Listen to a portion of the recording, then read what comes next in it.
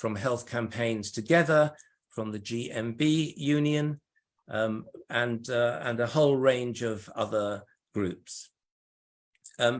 So what we're campaigning for, we have 7 demands, and the 7 demands are that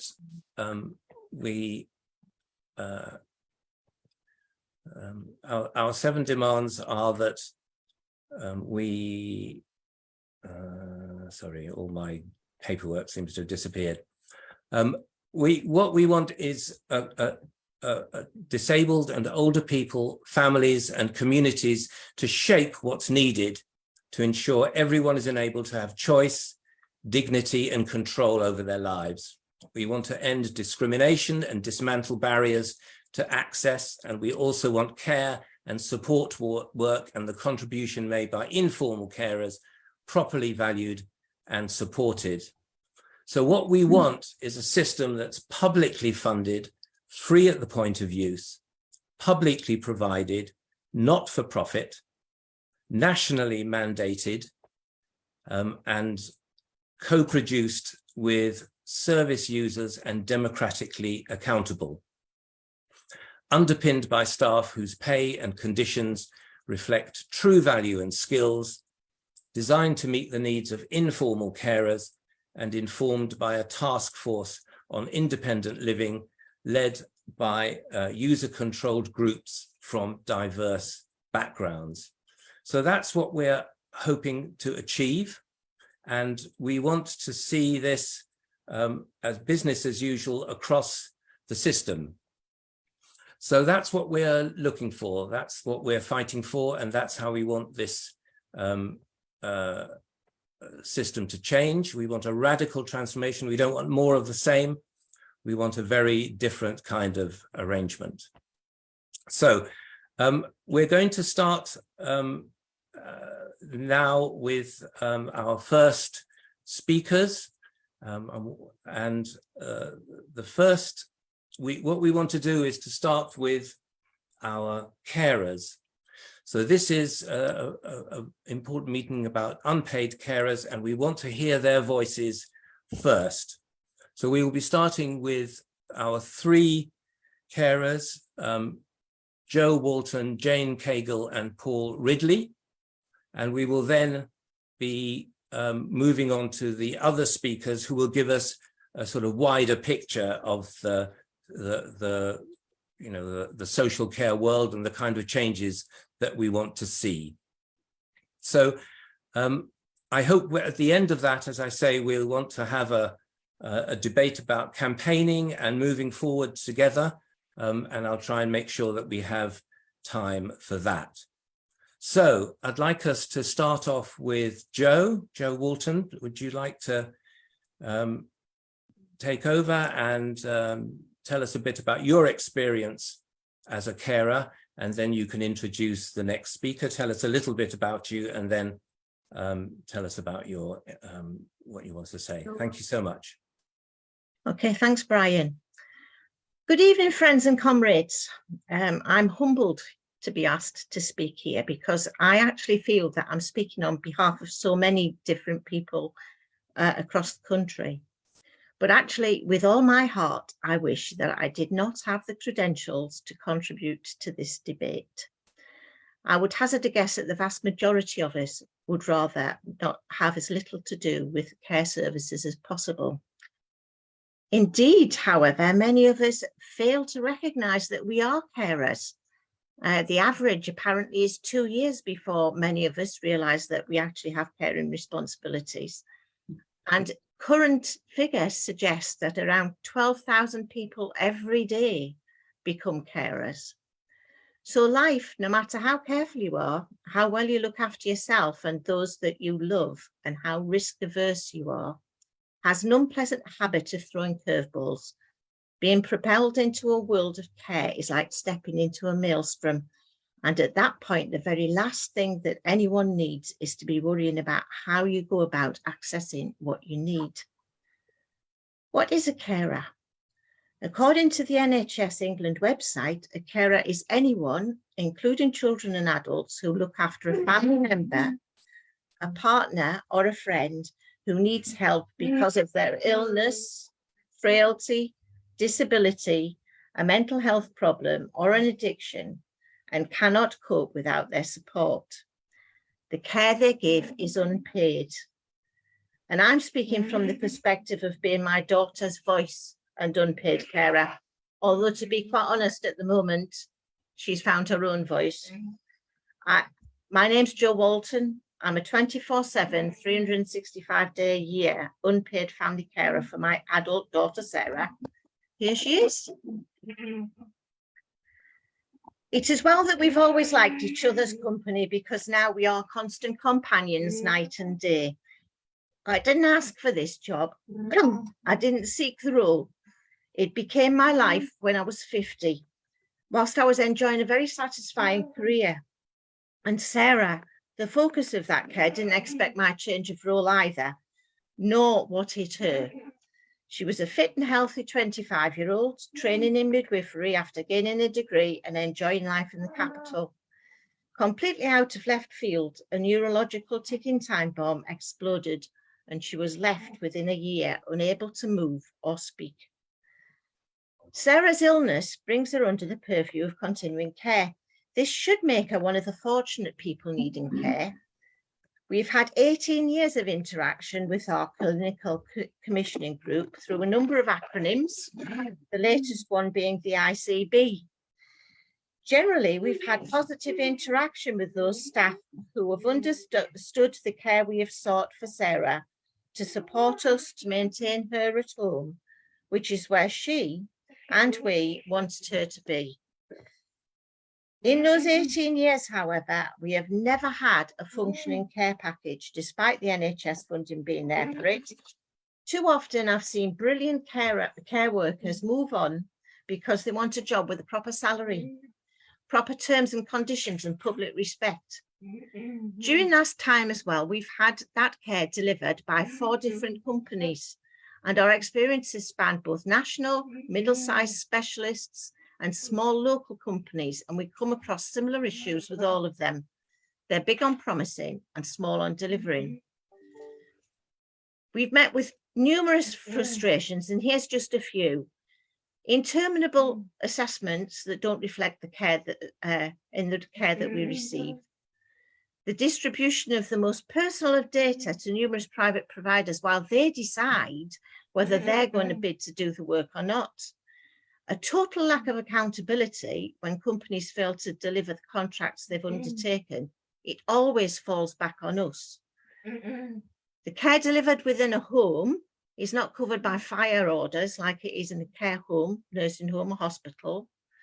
And there seems to be a total lack of application of working time regulations. I could go on, but I don't want to go over time. And I'm not seeking to suggest in any way, shape or form that our experience is unique. I know it isn't. Care services in this country have been broken by the fragmentation brought about through privatisation. The funds available need to be used to deliver quality professional services for users. There is no room for profit in care. In the midst of attempting to care for someone who's suddenly and devastatingly ill, coming to terms with lost futures for that much-loved person and for themselves, the last thing that all involved need is to find themselves fighting for adequate care. Surely it should be a well-oiled, practiced and flexible machine that fits the needs of those requiring it in the way that those people wish it to be delivered.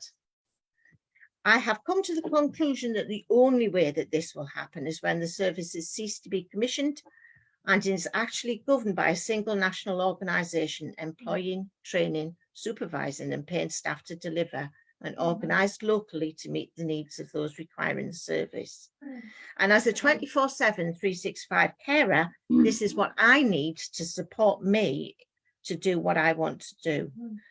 We all need it now, not in 10 years' time. And we can't afford to go on accepting that we can't afford a national care service, because we can't afford not to have a national care service. Thank you very much for listening. I hope I haven't overrun. Now I'm going to hand over to Jane and so that she can give you her experiences as a carer. Thanks very much, Jo. A very moving story, very impassioned. This is myself and my family. I don't know if you can see the photograph there. To walk past us in the street, I don't think that you would know that myself and my husband are carers. We share the care and support duties for our two sons, aged 25 and 30, who have additional needs and live with us full time, both having experienced inadequate supported living options in the community. Between them, they have autism, learning disability, and mental health needs. My husband worked away from home for 35 years until 3 years ago, when my mobility and our son's support needs meant I could no longer manage, as no external family support available and very limited provision offered by the state, despite our son's deteriorating mental health needs. We had significant drop in income, but we are luckier than many. I find it unbelievable just how invisible and unsupported 6 million plus people can be while making such a major contribution.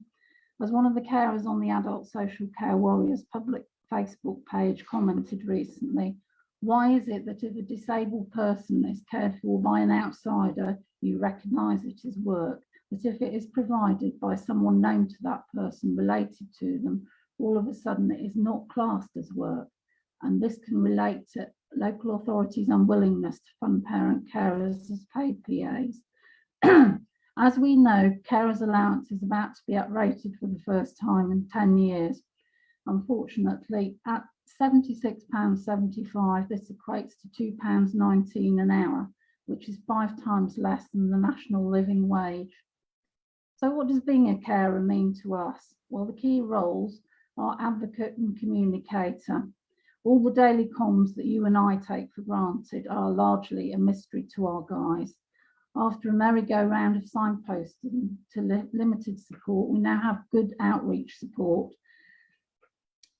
from our home for our eldest son, who currently finds it difficult to manage to leave the house unsupported following a mental health crisis when he felt very suicidal.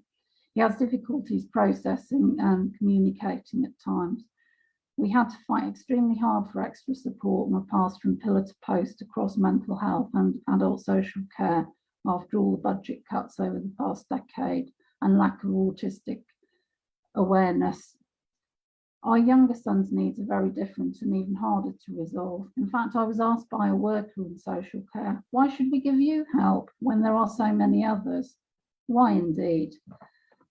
We try to ensure all needs are met as far as possible: food prep, maintaining home, following interests such as involvement in music groups as drummer and guitarist, disability tennis, mainstream table tennis. And often it's very difficult to get out of the door due to overthinking and worrying for our older son and repetition from our younger son, which can include loud shouting, playing music, opening and closing kitchen cupboards repeatedly, making numerous cups of tea, pouring water down cupboards and lining up mugs. This can happen for very extended periods, any time, night or day. As a disabled carer, spending time on these issues I've mentioned while dealing with my own health problems can be very challenging. It takes considerable time to email, telephone, and make contact with people who don't return calls and provide relevant information. For us, overnight respite is essential. In East Sussex, we had our provision cut from 55 nights a year to 28 when our lovely respite carer sadly passed away a couple of years ago. Thank you, Linda, for your service to our community. I believe assessed eligible need is key to a personalised package, and while the LA recognise the need for more days, they do not understand the difficulties involved in accessing new places. The whole respite provision needs better understanding and planning with families on a national and local community basis and formal recognition. For all carers, it is essential to prevent breakdown of the carer's role. Point 4 of NACSIL's local election promises aim to provide better financial and wellbeing support to family carers, including respite services. My take is that centralising assessment data with availability and access on a need-to-know basis for professionals, instead of repeating information as an unpaid carer at numerous meetings and completing forms over and over, is vital. And as is educating the public on council tax spending for the adult social care precept, which would help change public perceptions concerning who might need care and support. We were advised at the local Autism Partnership Board very recently that there's likely to be an £8 million shortfall in our local area to deliver the all-new age autism strategy over the next 3 years. Advice from a senior local government officer is that the local authority continue to lobby central government. We look forward to some big changes and being part of them in the near future. And I now pass the baton on to Paul. Okay, thank you, Jane. Agree with both what has been said there. I'd ask to follow. My name is Paul Ridley. I'm a 57-year-old carer for my 34-year-old son who's got autism. He's got severe autism, no speech, no self-help skills, no sense of danger. He needs 24/7 care. He's also got IBS, irritable bowel syndrome, and epilepsy. During lockdown, the first lockdown, he was diagnosed with depression because his routine was thrown up in the air, and his routine to him is like breathing for us. It's so vital. And all that the local authority could offer at the time was home visits. We can't have home visits of anyone in the home. So we were left hung out to dry all that time. All those months we had no support. The only support we got was from people with on the internet. Being non-verbal is very hard. It makes things 10 times worse. To get when he's a child, it's okay. We're his parents, they'll listen to us. But when he obviously turns 18, he becomes an adult. You've got to get power of attorney. Or a guardianship. For them times, we are then treated like a criminal for the next 2 years. If he was verbal, he could sign a bit of paper or walk into a courtroom. But you have to be watched and checked for 2 years. Unless, of course, you've got a fair bit of money and you can hire a good lawyer who can sometimes help. Fortunately for us, I'm an unpaid carer, and as I mean an unpaid carer on legacy benefits. I get carer's allowance, but that's deducted from legacy benefit, the income support. So basically, I am an unpaid carer. No matter how much they put up the carer's allowance, that will always be.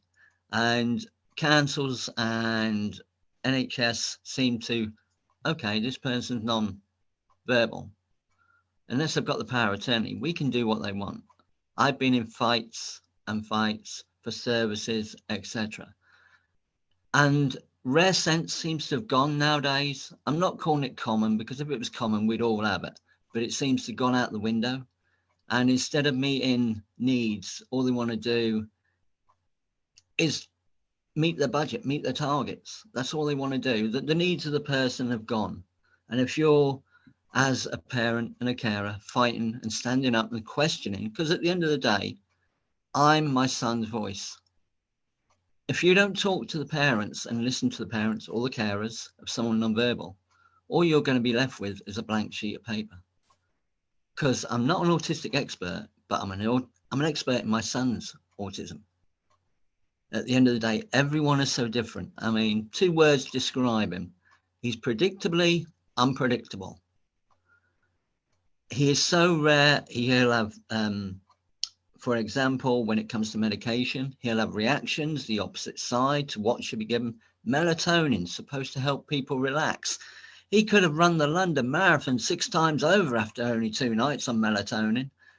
That's how things are so changed. But the experts don't seem to want to know. I mean, I've been caring since he was born, really, for him, but mainly I had to give up work in the year 2000, so it's 23 years. And you get asked by someone who's paid in high management, their jobs, Are you trained in autism? I've been looking after him longer than what that person had been working in adult social care. So it makes you sort of like laugh. And then to be classed as I say, I'm nonverbal. You're asking the questions for my son. If things are being claimed, he can't tell us. So I have to ask the questions for us. You are then classed as being intimidating. Wow. You know, and it's also people say he's autistic. He's non-verbal. He should be clever. No, non-verbal is often overlooked. We had the lovely, brilliant Chris Packham show, but now we get people saying, "Oh, is he going to talk tomorrow?" After seeing the Chris Packham show, it's about educating and understanding, and bringing rare sense back to the core. Listen to the parents. The parents want to work to get the best for their children. You know, either in services or health-wise. They're not going to sit there and lie to make things worse for them. And I think the moment the staff with adult social care, the moment they stop going down the other end of the road and not listen to you, then it's putting the person at risk. You know, I know there's cuts to staff, etc., up and down the land. Yeah, but we care 24/7. If the carers go under, that's going to put pressure on the NHS and the councils, and it will cost the government more money. With that, I'm going to hand over to Judy, because I think I'm overrun. Thank you so much, everybody. Very, very helpful, very important way of starting the meeting, and listening to these rather shocking and depressing stories, but also people managing against amazing odds. So thank you so much for setting us up for the rest of the evening. That's really helpful. So Judy. Hello. Hi, Judy. Welcome. Thank you. Very nice to see you. Go ahead, please. Introduce yourself and then please go ahead.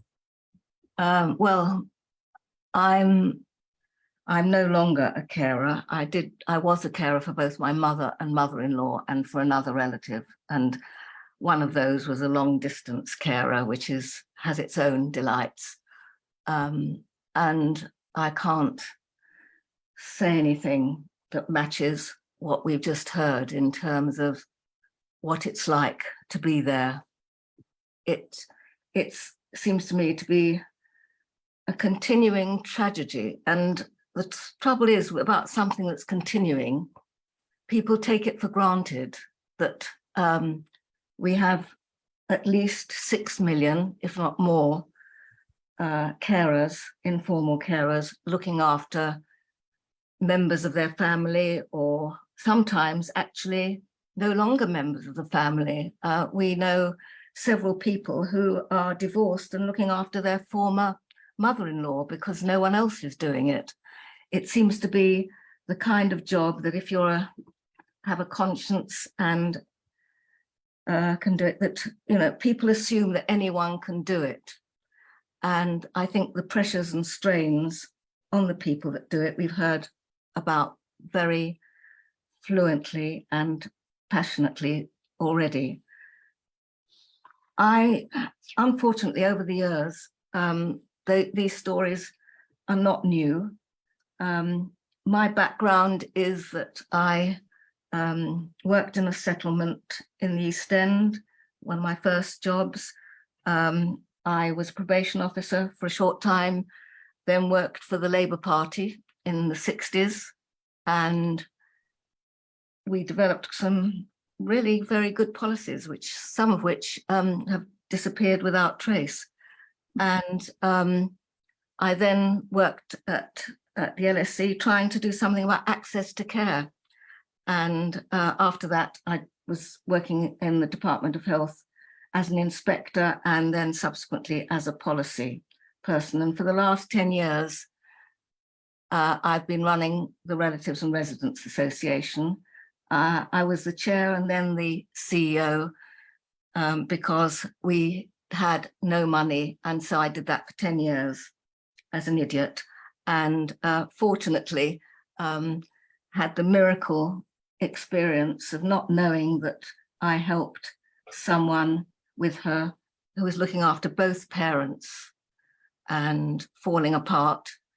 But it turns out that she was a millionaire and left us quite a lot of money. So I was able to resign in the autumn, leaving the job in other people's capable hands. But over the years, our helpline was deluged with stories like yours. And some of them had the people they cared about move into residential care. Some of them were recipients of what we laughingly call home care. And it seems to me that everybody says we must be nice about carers and we must ensure that formal carers, i.e. care workers, get more money. Even Labour Party politicians have been heard to say that care workers should get more money. They seem to forget that actually the government doesn't employ care workers. It is something like 86% of care workers are employed by the private sector, about 10% by the voluntary sector, and some that you can only see with a very big magnifying glass is done by local authorities these days.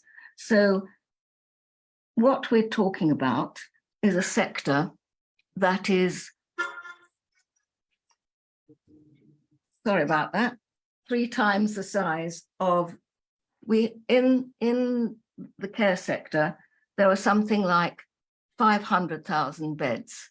In the NHS, there's about, depending which figures you take, something like 120,000 beds, because politicians of all colours through the years have thought it was rather clever to reduce the number of people in hospital because the community would take over. Unfortunately, they forgot to invest in the community bit. So now everyone is saying that there aren't enough hospital beds. But the important thing is not just that there isn't enough of everything, it's that people needing care have been thought of as an afterthought. One keeps hearing from people that people who are at home or in care homes have the same needs as anyone in the community. No, they don't. They need specialist care and specialist help. And it seems to me that there are a number of things that could be done, which, if one had a change of government, have lost any hope of having anything out of this lot. We ought to be thinking about what can change quickly without huge resources. And certainly, some of these standards need to change, and the way in which people who care for people at home needs to change radically, because I don't know how many of you have had an up-to-date care assessment and the resources to meet that assessment, or if there's anyone in the local authority who specialises in the condition or the needs of the person that you care for. But it all seems to be done, as it were, as though it's a bit of extra work and doesn't really make much difference, because, I mean, for goodness sake, you're at home anyway, aren't you?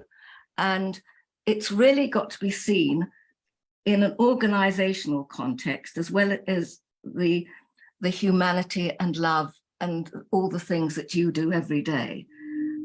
Some carers need to be told by someone who has the information about the services they're entitled to, about how to get what they need, whether what should happen in terms of complaints if they're getting any local authority or even private care. If the care is commissioned by the local authority, you have every right to complain, not to the care agency, who will have a very good excuse, but to the local authority that is employing them or whose budget is paying them. And we know that lots of people having care at home often miss out on basic health and care and support.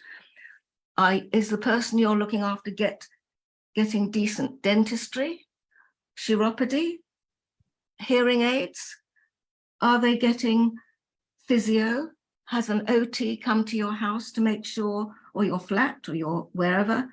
Is there any pharmacological oversight to make sure that the drugs they were prescribed 5 years ago are still relevant? And if not, why not?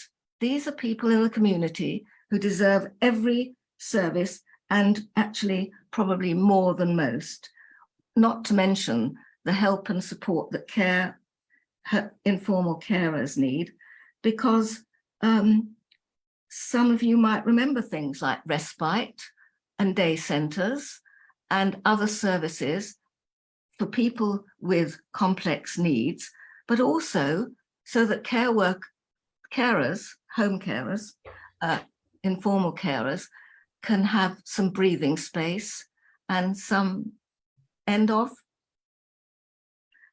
Okay, so I'll just say that politicians also need to know what they can and can't do. It is extraordinary to me to hear them say the government should be paying carers more. They don't know what they're talking about. Thank you. Judy, thank you very much indeed. We're getting a very clear picture of a system that ignores unpaid carers, ignores paid carers too. And there's so much to do. If there was more money in the system, we don't want more of the same. We want a very different kind of arrangement. I'd like to call on Will Fremont Brown now, who worked with the Archbishop's Commission on Social Care. If you can introduce yourself, Will, please, and then we're all ears. Thank you. Thanks, Brian, and evening, everybody. It's a real pleasure to be with you, and in particular, a real privilege to follow the 4 previous speakers sharing their experiences of caring. As Brian said, I work on the Archbishop's Commission on Reimagining Care, which the Archbishops of Canterbury and York launched a couple of years ago with a very specific remit, and in a context where there have been endless commissions and reports on social care over the last few years, but that often ask either quite narrow questions, particularly around issues around whether you have to sell your home to pay for care and to fund it, or that often ask the wrong questions or quite binary questions like, should the government do more to provide social care, or should the family do more to provide social care? And for us, we felt that was not a particularly helpful way of approaching a complex policy question like that. And I think what's been demonstrated really over the course of this conversation so far, it is a paradox that lies to social care, which is both that social care is about individuals, all of whom are different. We're all different, and we all have different experiences and perspectives. And yet we're all asked to interact and engage with a social care system that is not designed to meet the needs and realities of both complex lives and the experiences of unpaid carers or people who draw on care and support. So we tried to come at this from a different perspective, which was taking a step back and to say, what if we could reimagine care and support today? What would it look like? How can we create a system, but more important than a system, an approach to social care that puts people at the centre and that puts human relationships at the centre? And so that needs to address the needs and hopes of aspirations of everybody involved. Unpaid carers are a crucial part of that, because at the heart of caring is not just, as many of you will know far better than me, it's not just about task-oriented care. It's about relationships with our loved ones, that fundamentally, first and foremost, when we care for one another, we are entering into relationships with the people that we love most and living those out in a new and different way. So just in terms of practical arrangements, the Archbishops launched the commission, and then they asked 9 experts from a wide range of fields relating to care and support to go away, to write a report and to come back with their findings. And many of the people on the commission, the experts, were people themselves who were either unpaid carers or people who drew on care and support themselves. The most important thing we did through that process was to listen. And so the 4 contributions we've had so far have really brought back a number of the experiences that we had during the commission's work. So Jane, I think the point you raised about people walking past you in the street and not knowing what your experience is like, that's something we heard time and time again. We heard about the invisibility of unpaid carers, that we don't walk around with a badge on that says, you know, I'm an unpaid carer, that we are either in society but not recognised for the tasks that are being undertaken. So we listened and we heard people's stories. We both heard that every experience is different, but that there were a number of common themes, whether we were hearing from unpaid carers or people who draw on care and support, about a system that fundamentally didn't work for them. And in response to that, we sought to articulate a vision of what we felt care and support should be like. And so in the context of hugely changing times around social care with hugely changing demographics, we felt that we needed to articulate a vision of care and support that was rooted fundamentally in enduring values and principles. So values that are about fairness, that access to good quality care and support should never depend on how much money you have or where you live. And at the moment, that isn't the case. That care and support should be based on mutuality, that it's not just about meeting needs, but it's about enabling people to live flourishing lives, whatever that looks like in their context. That's true for unpaid carers, for care workers, for people who draw on care and support. And then it should be based on trust.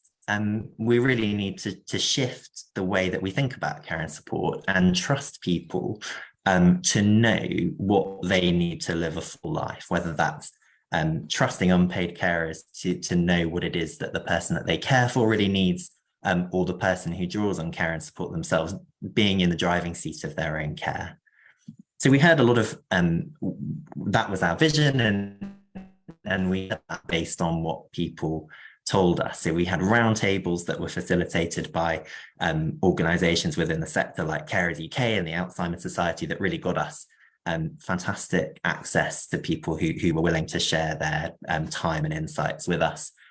We had a survey that encouraged people to get in touch with us, and we visited many different innovative projects, particularly focusing on care as it's provided in the community, making our communities places where everybody feels like they can participate and contribute as far as they're able. And so, Brian, your group has 7 demands. We went for fewer. We've got 3 asks, but I'm sure there's overlap in there. So we said 3 things. We think that we need to rethink attitudes to care and support. We think we need to rebalance roles and responsibilities. And we think that we need to redesign the social care system. And I'll run through those things relatively quickly and include a link to the reports in the chat once that's enabled afterwards. So we went with rethinking attitudes to care and support first because we think it's the most important thing, and it's the precondition that needs to be met in order to do the other 2. Fundamentally, social care is everybody's business, and although at different times in our life many of us will be much more involved in care and support than others, there is a strong possibility that at different stages in our life, some of us will either be cared for by somebody else or caring for somebody else, and sometimes both at the same time. That caring is a very fluid thing often. Social care, I think we came to the conclusion that social care is often not a priority because it's seen as being about people who are out of sight. So it's often the perception we heard is that it's about people who are over there, people that aren't that we're not interacting with. And actually, millions of people are, as we've already heard, are caring for loved ones, many more of us will have will be drawing on care and support in some way. And so we've talked about the need for a campaign to shift attitudes around care and support. And as many of you know, the Centre for Ageing Better and Social Care Future are beginning some of that work. And then we've talked about the need to rebalance roles and responsibilities. At the heart of our work is our call for what we're calling a national care covenant. So we're not talking in our report about a national care service, but a covenant. And we think that what government needs to do is to bring together the people who are most affected by care and support, people who draw on care and support, unpaid carers, paid carers, and all of us who have a stake in this in one way or another, to have a big grown-up conversation about what it is that we need from social care today. So we think that can be done in a variety of ways, but the way we've suggested is for that to be done by government through a process of sustained dialogue, not to be another talking shop, but really to co-design a way of doing social care that meets our needs and hopes and aspirations. And based on what we've heard from the Commission's work, we think that should reflect a stronger role for the state in guaranteeing entitlement and access to care. We think that should mean a greater emphasis on communities, and that means investing in communities so that they're able to undertake those responsibilities. And we think that means a new deal for unpaid carers. And so really that means more access to breaks and respite, but not just respite in a way that means you go away and come back and find the same experience, but really the idea of restorative breaks, something that that improves your context and can really enrich the support that you receive as an unpaid carer. And then we've talked a lot about the need for our engagement as active citizens. I'm getting the hand up from Brian. Shall I wrap up in 30 seconds? I'll try and wrap up. So citizens, recognizing that we're all involved in this in some way, whether that's as carers or supporting people in our community, how we can all take a more active interest in this. I'll just conclude by saying that we've talked a lot about, based on what we've heard, the need for a big new vision. And so I think in all of our campaigning, we have an opportunity to be radical, because at the moment, because the field is wide open in terms of plans for social care, and it feels like there's a real opportunity at the moment for us to make a big, ambitious, bold vision for care and support. Thank you. Thank you so much, Will. That was very helpful. I must say, I always thought the Commission was very coy about some aspects of what you're saying. So you say it shouldn't be dependent on how much money you have, but you haven't actually said it should be free at the point. But thank you very much indeed. And now I'd like to call on John McDonnell, who needs no introduction, but you chair the Labour Carers Group, from which all three carers are part of. And I think you have developed a carers charter. So I think that should help us think through, to some extent, what we need to think about in the last half an hour, which is what kind of change do we want and how do we go about getting that change? Thanks, Brian. So, John. Yeah. I've been sharing the group with Joe and Jane and Paul and lots of others. We've been talking for nearly 18 months, I think it is now. And we just wanted initially to share where everyone was at. And the general view was that we just can't go on the way we are. And there were 6 sort of points that came out of that. First of all, people saying people need to recognize it. Actually, it's incredibly hard work caring. The second was, some people made it clear in some of the discussions how isolating it can be. The third, it can create hardship, and that includes poverty. For many, it can be life-changing for everybody within the family as well. And many people felt actually they were disrespected. There'd been, and I think that you can describe it at times, inhuman treatment of carers, the lack of respect and neglect. But the other message that came out was, we're not victims. The people are saying, look, we chose to care. Why do we choose that? Because we're human beings. We love the people we care for, and there are no other compassionate alternatives that they could live with. So the action that came out, we drafted up a 1.5 size manifesto. We thought politicians aren't going to read long papers. We'll just do a short paper. We drew out some of the things, and there are many of the things. Joe, Jane, and Paul have set out really what came out of those discussions, and Judy and Will have reflected them as well. First of all, people want support. They want support for care. That does include day-to-day care and support from professionals who understand what carers are going through and what they need. And the point that Joe made, and Jane and Paul, people do not want to have to obtain that support by having to arm wrestle with the local or national state almost on a daily basis. And yes, there is a need for respite, and I like the way that Will has phrased it, restorative respite. The other element of it was there needed to be proper respect, and from the professionals that they were dealing with, but also those professionals had to be properly trained. Many of the professionals people were dealing with, particularly with regard to assessments, they felt didn't understand and were not properly trained in the different aspects of care as well. Of course, there needed to be proper funding. And that proper funding, I think Joe made this point very strongly in our discussions, that proper funding should not be towards making profits for private companies. It should be providing a service that is free at the point of need, but there has to be proper funding, and we need to have secure long-term permanent funding to build up a care service.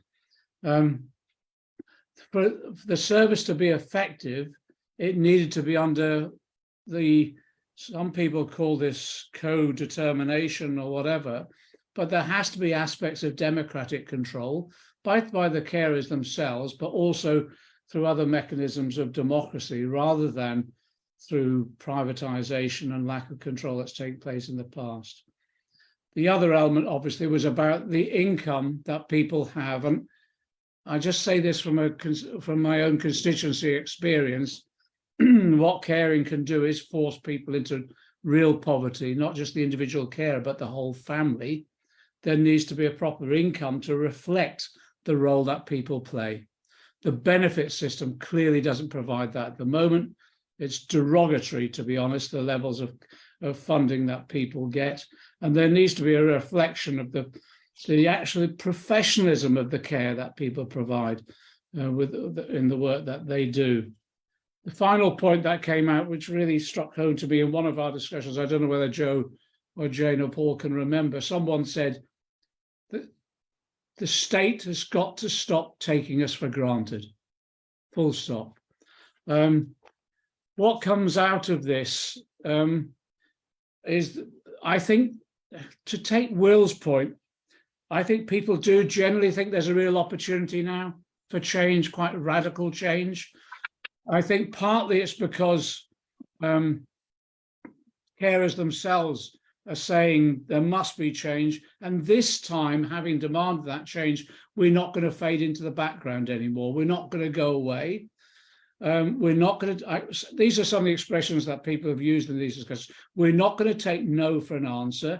We're not going quietly back indoors to be ignored for another decade. And actually, some people said if we have to launch a campaign, a fight, we're going to do it. So how the discussions we've had is we've put together a short, sharp manifesto that contained all those elements about the nature of the support, the respite, the respect, the proper funding, the services, professionalized services that is needed as well, this access to services too. So the next step on is how do we achieve that? Well, the discussions we've been having is how do we maximize our voice? And that means taking every opportunity we possibly can and organizing meetings like this. And I'm really grateful for the people who have organized it, making sure that we have a consistent lobby now.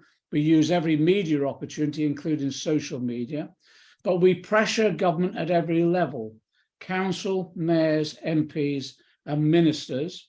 But one of our focuses as well, because we're a group of Labour supporters, but this applies to all other members of other political parties as well, that we specifically now target for the next 6 months or so, the development of party manifestos. Most of the parties now are preparing their manifestos for the next election. So there's a key opportunity here, pretty demanding of each of those political parties that they include in their manifestos a programme for addressing the issues around social care and support for carers overall. What makes us more optimistic is one, there are new coalitions forming. We know of carers, of representative organisations and bodies, trade unions. So there seems to be a creation at the moment of an alliance for change that we can, I think, and others think now, I think could exert sufficient pressure on all the political parties to ensure that the next election and the debate in the run-up to that election does become something of a carers election about what can be done and how it can be done. So there's a general view as a result of the sort of determination and dogged campaigning that we can undertake over the next 6 to 12 months, we could reach a tipping point for real change. From my own perspective, I was trying to warn some of my colleagues in Parliament on a cross-party basis. I don't think they know what's about to hit them in terms of this campaign, because I do believe people are very determined that this is the opportunity of tackling the issue that's been neglected for so long, not by organisations or carers themselves or representatives groups, but it hasn't been at the centre of government thinking in the way other aspects have, like the NHS or education or whatever. Yeah. And so now's the time, I think, where we can engage in effective campaigning in this current period and elicit the change from all the political parties at the end of the day, because we need some form of consensus on the way forward. John, thank you very, very much. And thank you to all our contributors so far. We agree with you, John. We think this is a good time to be pressurizing all parties. We think social care has been neglected. It is indeed a very difficult problem. There have, as Will says, been loads of documents and discussions about it, but no one has committed to the kind of radical change that we want to see. So we will be very keen to work with you, to support you, to think about how we might put pressure on a range of places. So we are in touch with a number of Labour MPs. We're setting out some parliamentary questions and early day motions. We will be planning to work with local authorities coming up to the elections in May, and we'd be very keen to think through the next steps with you. So thank you very much, everybody, for all of those contributions. I throw it open to the meeting for comments, for discussion. I've had some in the chat that have ended up coming to me, but let's see who wants to speak. So I've got Charlie, Campaign for Real Care, who wants to talk. And I think I have to ask you to unmute, so go ahead. Hi, thanks so much, Brian. Yeah, it's been incredibly moving hearing all of the speakers this evening, and thank you so much for sharing your experiences. In particular, Paul, I can relate to you. My sister is autistic, and the amount of stuff that we've been through as a family, desperately trying to get her the support that she needs, and she's in independent living at the moment, in a flat, but it's been a long road and continues. Yeah, I'm here representing the Campaign for Real Care, and I really urge people on this call to please if I'm able to share the website in the chat, I will. But we are campaigning for a charter for the right to well-being, which we believe basically would enable change to happen very quickly without the need for any extra funding at the moment. And it's based on the fact that the Care Act is being breached on a national scale at council level. And yeah, there's a lot of information, but the website has a lot of information. And also we have created a toolkit for people who draw on care and support and their carers, family carers, to basically challenge their councils according to what they are entitled to. So all of the stories that I was listening to, you know, the things that you're being denied, absolutely, it's against the law what's being done, and you have rights. And yeah, please contact us, because we need people on board to support the campaign and move it forwards. And it's really exciting to hear all the plans that everyone else has too. And we fully support the need for care at the point of care that is free at the point of need. Thanks for letting me speak. Thank you, Charlie. And yes, the chat should be open, I hope. So please do put comments and links into the chat. That would be great. Let's see where we go. And if I could have Sylvia, who's next, please. What I wanted to say was, could you please keep your contributions to about 1 minute max, so that we can get as many people to contribute as possible. So Sylvia. Thank you very much. I used to be a mental health social worker and was involved a lot with carers, and has been a carer myself. I'm trying to assist people now I've retired to continue their role, and I have a number of questions. One is about, would it be possible to have some sort of definition of the legal right for Carers Act? Because when I'm trying to help people fill in forms and so on, they say, oh, we can't talk to you because you're not the nearest relative, and you're not this and that and the other, and we've already closed the case. We can't talk to you about the Care Act assessment. I'd like to know clearly, and whether there's any legal backing for that, what success people have had with using, for example, through a trade union, whether you've used solicitors to back Care Act assessments to make sure that you get them. And the other point was about advocacy. Advocacy seems to have been forgotten about, I think. Have people managed to get advocacy, both for the person that they're looking after and or for themselves? Okay, those were my main questions, really. Thank you very much, Sylvia. So I hope the Campaign for Real Care, if I've got the name right, with whom we are working quite closely, they may have some information about legal rights for carers, and we'll have to see if that's the case. And we're actually working with Don O'Neill in our campaign, who is an advocate and who has a lot of experience in that area, and has actually written a book about advocacy and legal rights. So I think there is information. We may just have to compress it and make it available to people, but I think it is there.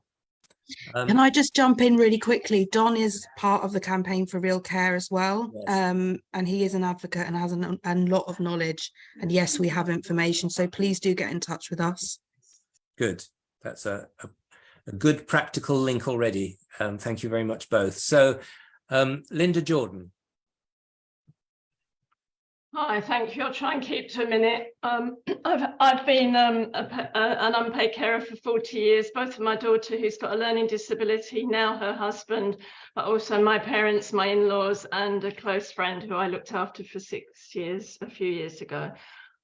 I think, Brian, when you started, you gave a very passionate view, that we need a national care service. And I think we need a very simple message. I think although we've heard lots of passionate descriptions of how awful the system is, I think we need to have no doubt, and we need to be absolutely clear that the care system in this country is beyond meltdown. You know, it's just not working. And I think we should link it with what's happening to children as well. The SEN system is also beyond meltdown. So we have extremely serious situation in this country for children and adults who have got any sorts of care needs. It is a national disgrace, and whatever we can do, you know, and I think it needs to be beyond trying to tinker around and have more and more talking shops. I think the campaign has got to be absolutely focused on the system is finished. There is no longer a system, because those of us that care spend day in, day out fighting and battling. You know, it's beyond respite. I don't need respite. I just want the bloody system to work. Thank you, Linda, and to time. Well said and well spoken. The question we need to try and answer, and I think the End Social Care Disgrace is going some way towards that, is what do we do? You know, what kind of system do we want, and how do we get there? So that's if we can think about solutions, think about the way we travel to that new place, would be very helpful. So again, focusing on John's kind of charter and other things that we can do. So practical arrangements for campaigning and for getting our voices heard are where it would be very helpful for us to go. So Tracy Norton, please. Yes, sorry, my name's Tracy Norton, and I am from the Disabled Mothers' Rights Campaign, which is organised by Winvisible, which I know quite a lot of you know on here, but Claire sends her apologies and couldn't be here. I am also a full-time carer, and I align very much with Joe. And while we are talking about unpaid carers, I think there is a major issue here of us keep talking about unpaid carers. All of us that are carers, I'm like Joe. Every 3 hours, I set IVs 24/7. I do multiple stoma changes. I do feeding tubes.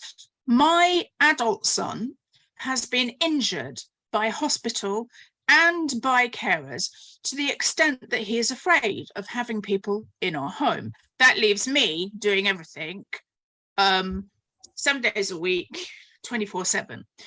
What I am saying is that we should have a care income for all the carers. We keep talking about the professionals and changing the system, but what we actually need is for people like Joe and myself to have a care income so that we can make proper choices for ourselves.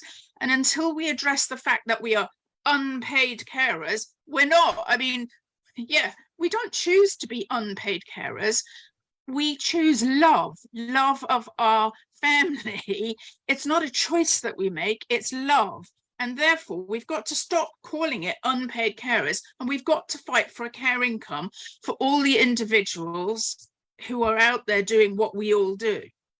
I think it's really important that we kind of sort of missed it in all of this, that we go to professionals and change the professional system. What about our system? What about our system? Thank you, Tracy. A care income could, what would that look like? What are we talking about? How might that be structured?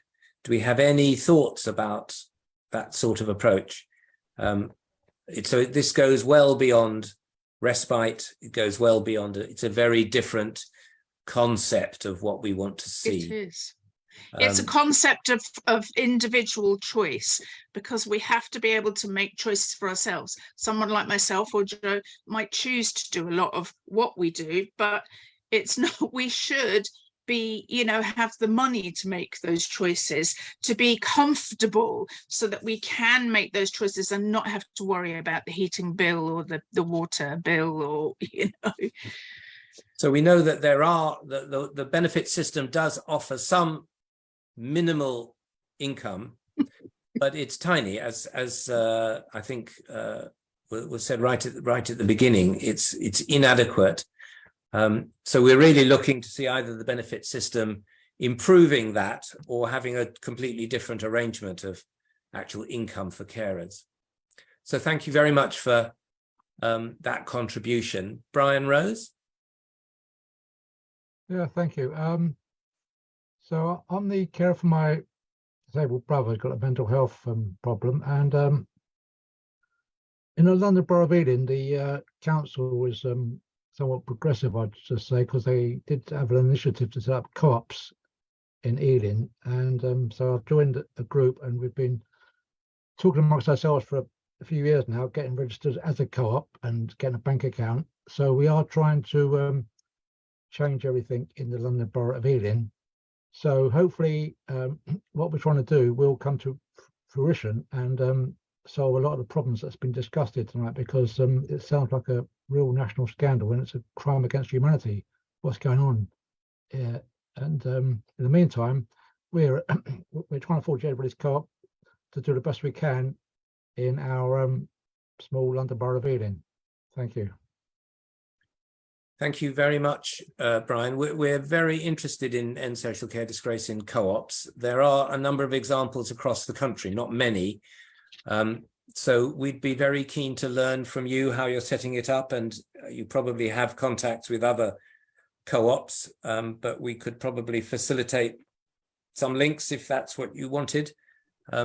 But we're very keen to understand how that works, how practical it is, what are the difficulties, how can we make it easier? So those are things that we're very keen to learn. So thank you very much, and do put your contact in there so that we can continue that discussion. So again, that's another kind of solution that we need to think about. Paul and then John. Yeah, just coming back to some of the points that have been picked, questions that have been brought up, and some points. What about the Social Care Act? You can have all the acts in the world. If the council or local authorities ain't going to listen, then there's nothing you can really do unless you can get a lawyer. And even then, they don't really listen. I was on the press for this and on the local news. We turned up at a meeting, and the local authority kicked my son out with 2 weeks' notice out of their run services. We had an advocate as well. We still had nothing in writing today. We quoted the Care Act, which said if they thought his behaviour was changing, they should have had a reassessment. All this, that, and the other. They couldn't kick him out without nothing. And the head of service just went, and we were pillared and charged really bad, treated really bad, because we'd gone previously to the Ombudsman before. I mean, John wrote a letter to my MP when he saw it in the press. But during COVID, the way we were treated, I put in a letter to the Ombudsman. And during that time, the complaint was being dealt with. We were accused of beating my son, of not feeding him, and not giving him his medication. And all that got dropped when the Ombudsman found in our favour. So yeah, having a Care Act in place, but whether the council will or local authority will listen to it is a different thing.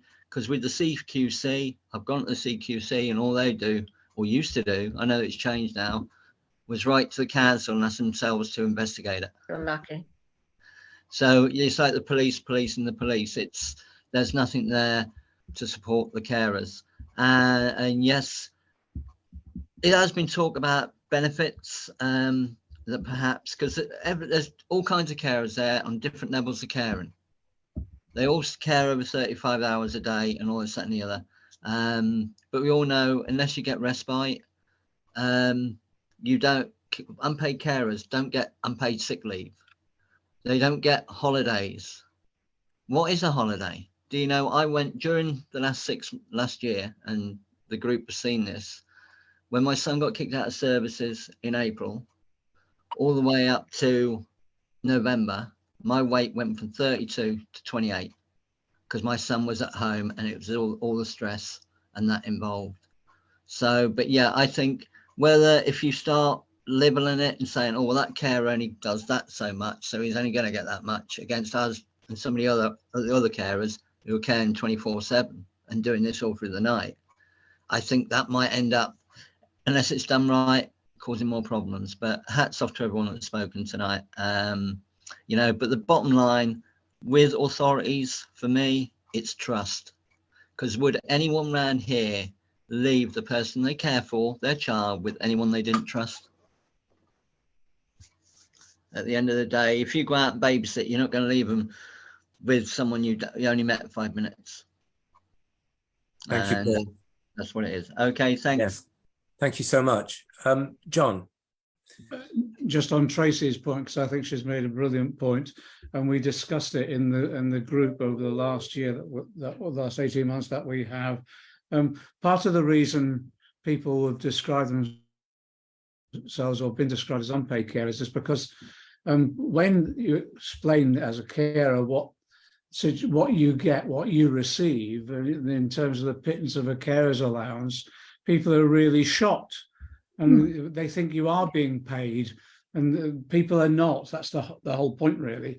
And the view that came out of some of the discussions we had is actually that the people should receive their pay to reflect their care they're giving, and what we would have expected is an income which was based upon at least the real living wage, and that could be flexible dependent on the hours that you cared, because some people want to care for a number of hours and continue if they could to pursue their own careers as well, because in many instances people had to give up their own careers because they couldn't manage any other way but to go full-time as carers. So that idea of having a carer's income based upon at least a real living wage, which properly reflects what people are doing and is flexible, is important, I think, key principle. One of the things that also came up in our discussions is, even if the government won't go as far as that initially, at least what they could do is recognise how little carer's allowance is. When the carer's allowance was introduced, it was linked to earnings. So when earnings went up, it went up every year. I put a question to the House of Commons Library for the figures on what it would look like if it had stayed linked with earnings, the way Barbara Castle first set it up. And it would be double the amount that people get at the moment.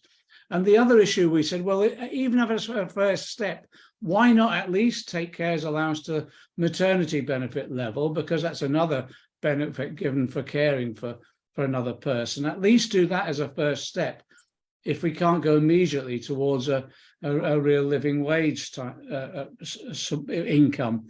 But I think the argument, I think Tracy's argument around a carer's income, I think is really powerful. And I think we could catch the wind with that, because that then recognises the work that is put in there. And I know it's done out of love, but at the same time, even though it's done out of love, you've got to be able to survive, not live in hardship or poverty. And you've got to, as well, it's got to be respected what you do. And then part of that is about being properly paid. Thank you, John. That's a very helpful and practical set of suggestions about what a care income could look like. We are in discussion with Labour MPs. We are rather worried that Labour has outsourced its social care policy to the Fabians, and we're anxious about what that's actually going to result in, and probably not anything nearly as useful as this discussion today. So any way of getting close to the Fabians or talking to them or putting pressure on them from anybody here would be extremely helpful. So I'm not sure how many other questions we'll get through, but Joe and then Sylvia. Or can I go? Sylvia, you've spoken already, I think. So if I could have Joe and, well, maybe I can go to Trish first, and then who hasn't spoken yet, and then go back to those who haven't spoken, if that's all right. Well, Trish. Thank you so much for bringing me in. I still work in health and social care, but I have been a carer, but much more from a professional perspective. I want to build on something that John just said there about the link. When we look at the carer's allowance, it's at the moment 69.70 a week. And we know that you have to be caring for somebody 35 hours a week in order to qualify or evidence that you can or demonstrate that you do.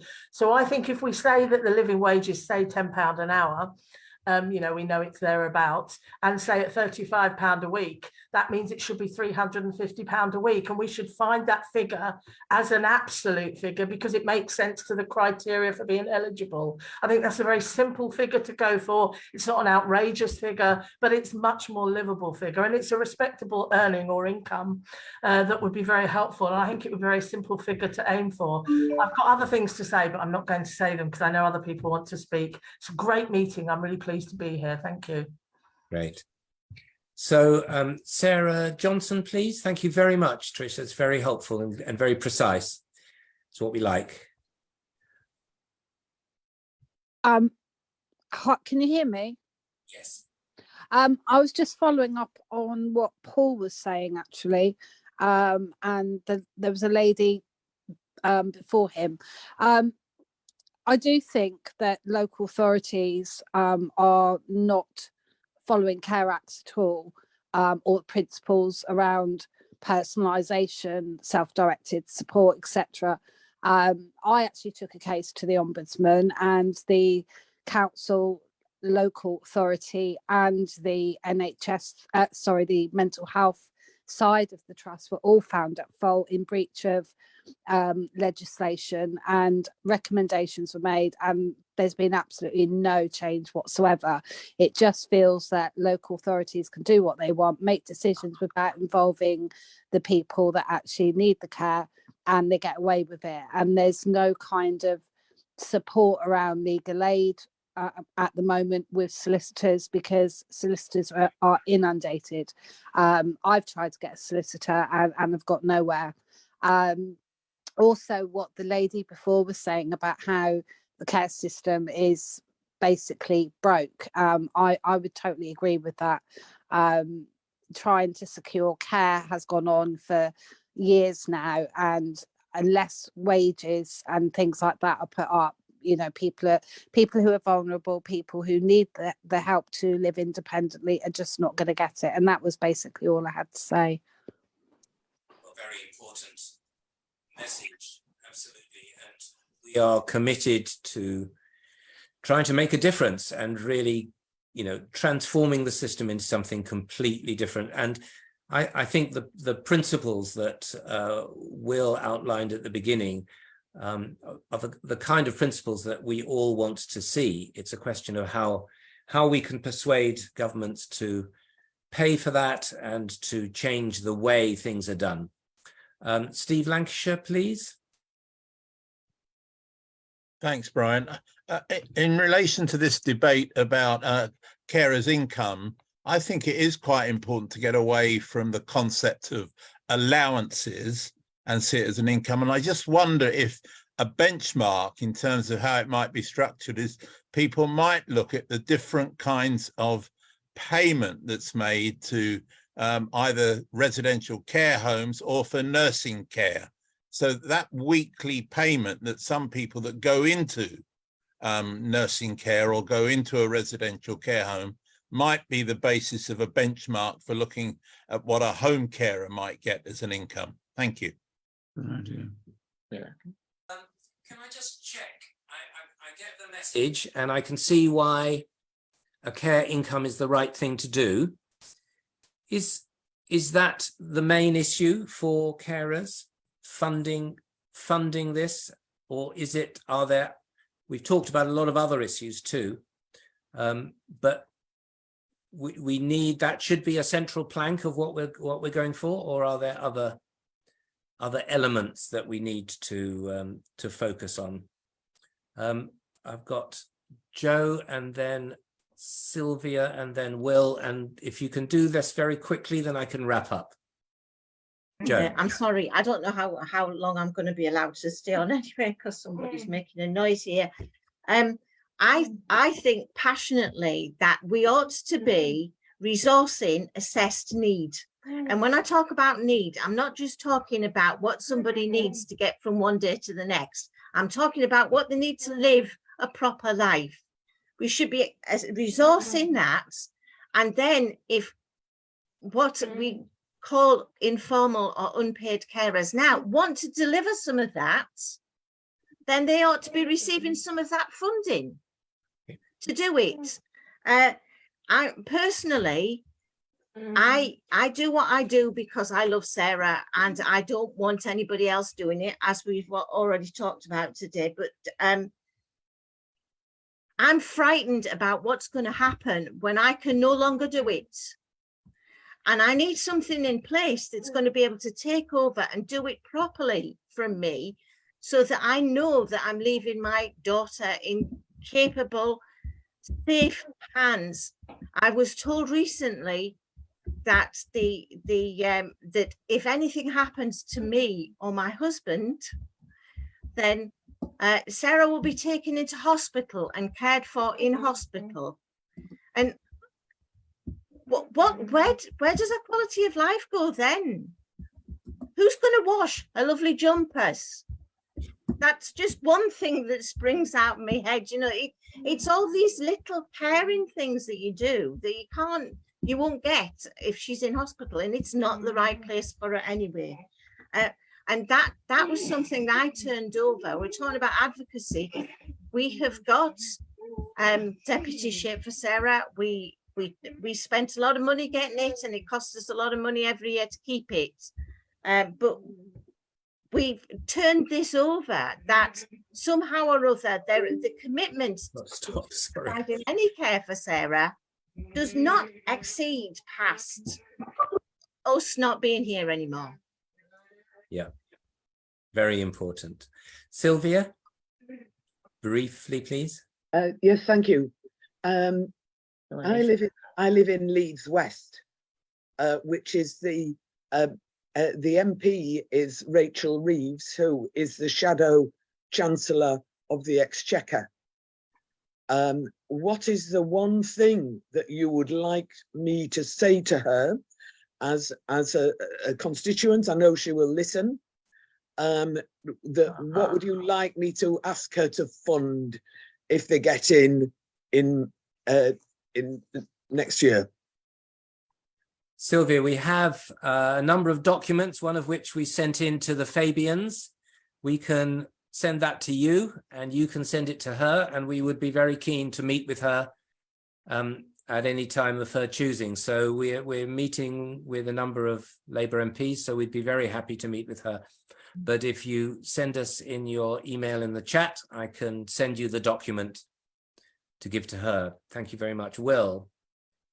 I think in terms of making the case for arguing about why there should be more investment in care and support, I think the simple answer is that we would be fooling ourselves to think that we will not be spending more money on social care one way or another in the coming years. The question is not, are we going to spend more money? The question is, how are we going to ensure that the spending is done in a way that is fair and equitable? And it cannot be fair that the costs are falling disproportionately on people who are unfortunate enough to have a care and support need and their families.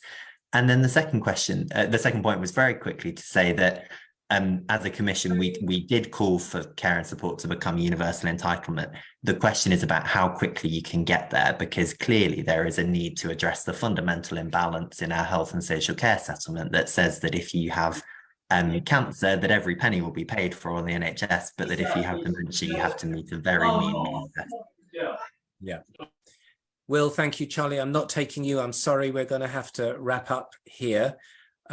Will, just to say also, and to everybody, that we think that government should not just think about social care or any state provision as a cost to the state. We think it's an investment, and there is reasonable evidence to show that for every £1 you spend on the NHS and social care, you get £4 back as a social return on investment. So it's an investment, it's not just a cost. So thank you to all contributors. Thank you to the speakers, to the really passionate, accurate, involved and informed contributors.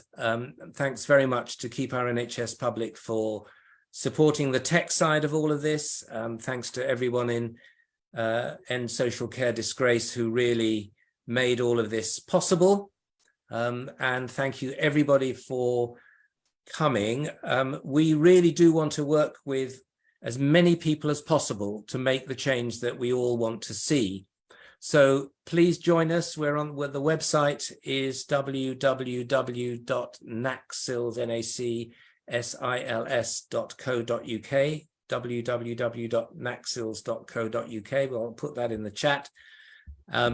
Join us, contribute, and we will be able to do some enormous change together. So thank you very much. We'll leave the chat open for 15 minutes or so, but safe journey home, as it were, and thank you very, very much indeed for your contributions. All the very best, and look forward to working with you all. Thank you, Brian. Well done. Thank you. Bye. Thanks a lot. Thank you, Brian. Thank you. Thank you. Thank you. Bye-bye. Thanks so much. All the best. Well done, everyone. Hi, can I just say, if people want to put their contact in the chat if they'd like to get involved in our, that would be great. We have a very open structure. Most of our work takes place in open working groups. But thank you very much indeed. And now